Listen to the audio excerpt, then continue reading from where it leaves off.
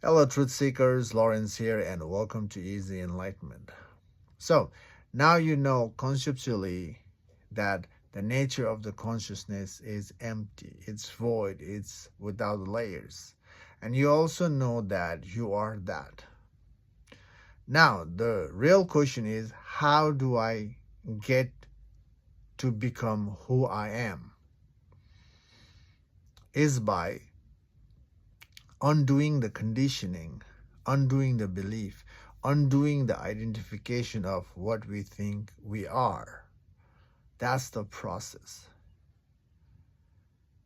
And to undo the conditioning, pretty much everyone is in line with meditation, isn't it?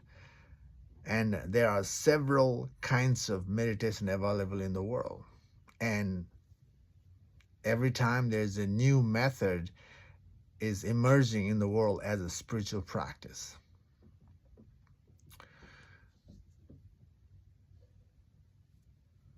And as a spiritual seekers, everybody is hungry for the truth, hungry to dissolve the struggle, dissolve the fear. And when that hunger, that burning desire to be free from the inner struggle, pretty much everyone is trying everything to break free from that mental prison. And the result from participating in all sorts of meditation methods or a spiritual method is still failing us to be free from our mental struggle, isn't it? The conflict is still there, the fear is still there. Now, after being part of the meditation practices, the silence practices has added new layers, new ideas in us, isn't it? New conditioning in us. If when we reflect, we know that before aligning with the spiritual practice, life was already full of struggle, fear, conflict. By being part of the spiritual practices, now we have a new idea and struggle. And by being part of the spiritual practice, instead of dissolving the struggle, mental struggle, we have the another ideas of rejecting the world. We are creating more division in ourselves by categorizing this is good, this is not good, this is good, this is not good. We have compartmentalized life. That is further division, further conflict.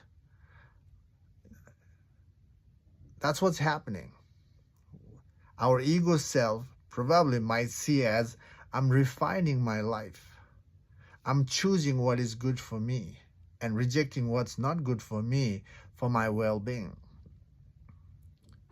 That is just ego playing the spiritual role to create further division, refining the ego to avoid the real practice. And ego loves to play such game because the real spirituality is about dissolving the ego. And if you don't catch yourself that your ego is participating in the spiritual practice, then that becomes the conditioning. And when the conditioning ingrained in you, and that will be very hard to let go that spiritual ego. By the way, the spiritual ego is already there. By being part of the meditation and meditation practices, spiritual practices, aligning with a different spiritual spiritual path, is already, have added so much layer in you as a perception, ideas. So the further bondage is already there. All spiritual practice pretty much creates another conditioning, refined conditioning, upgraded conditioning. And that is the upgraded meaning in the mind. Just reflect how much spiritual meaning you have collected from the spiritual practice. Isn't it? That's what's happening.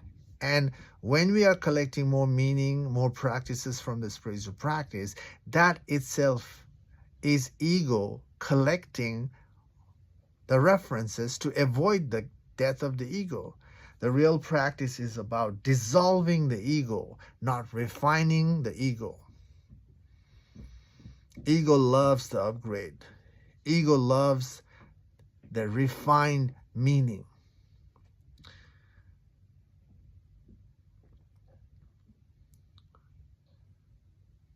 And because of that process, we are not able to see who we are. We are not able to empty ourselves from the spiritual practice. Every spiritual practice is bringing new meaning. And how to see who we are, and who we are is empty, without identification. We are simply going against who we are. The intention is there to be free, to rest in who we are as consciousness.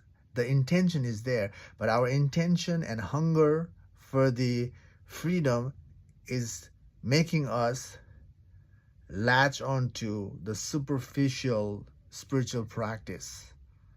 And our ego self is doing the practice, not realizing that makes us entangle further in the mind.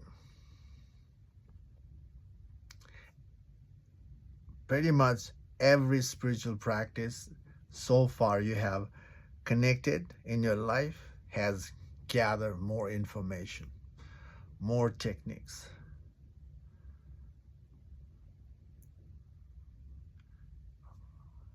All technique must go. All ideas must go. The highest meaning must go. That's the way to dissolve the ego self in oneself. And that's the way to see the truth of who you are. Again, we must remember that the real spiritual practice, or the true freedom, or to see the consciousness, the nature of consciousness, is by reversing the mind.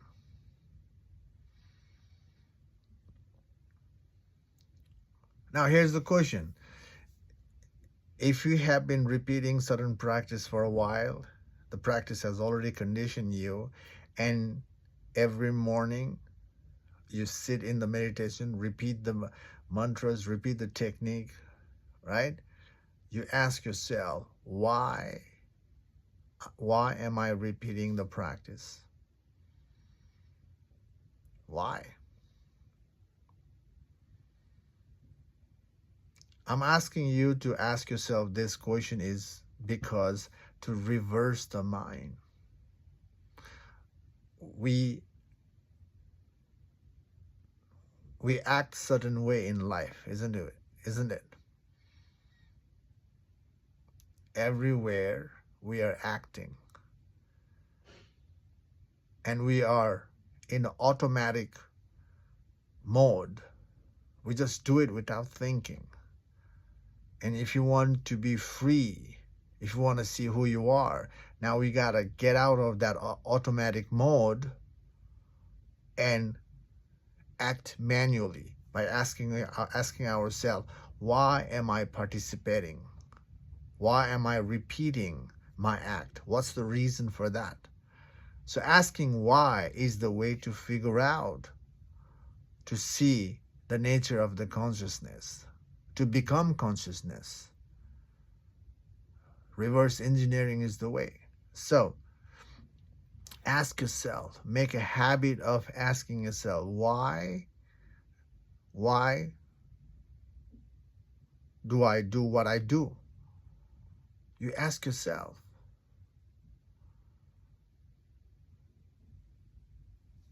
What we do is our identification, and we must reverse our identification. What we're trying to preserve is our identification. Reverse that. Why you hold on to your identification? Why you are attached to certain things? Figure it out. That's the way to dismantle the mind. And dismantling the mind and going to the root, and dismantling the root is the way to go to no mind. And no mind is what? Void, consciousness, emptiness. The method is reversing, my friend, not adding. So let go of the spiritual practice for now. If you see the spiritual practice and its methods are not working, pause. If you want to get back there, there's plenty of time. You can get back and repeat your stuff. But also investigate. Investigate why you like to associate with those things, or why you are holding on to certain things, why you're maintaining your identification. Why? Ask why, you know? And there are so many layers we are attached to. Ask why you're attached to those layers. This is the simple, straightforward, confusion-free practice approach to get to who you are. So, this method worked for me to be free from my own mind. And because of that, I advocate this method back to the world for you to try it. I can't force it. I can offer, depending on how you see what's happening in your life. And if you reflect and come to the point that nothing is working so far, then self-inquiry is the way, my friend. It's the way. And this process is about reversing the mind, witnessing yourself, reversing your conditioning, and asking yourself, who am I? That's it. When you reverse everything, all aspects of your life, your conditioning, and when you're thorough, when you ask yourself, who am I? That who am I is going to make you see the plain sight truth, and you become consciousness. You rest in who you are than resting in the false identity, resting in the false reality. Reverse engineering is the way, my friend. I hope this video makes sense to you. I hope this is helping. Thank you for your support. This is it in this video. Take care for now. I'll see you in the next video. Bye.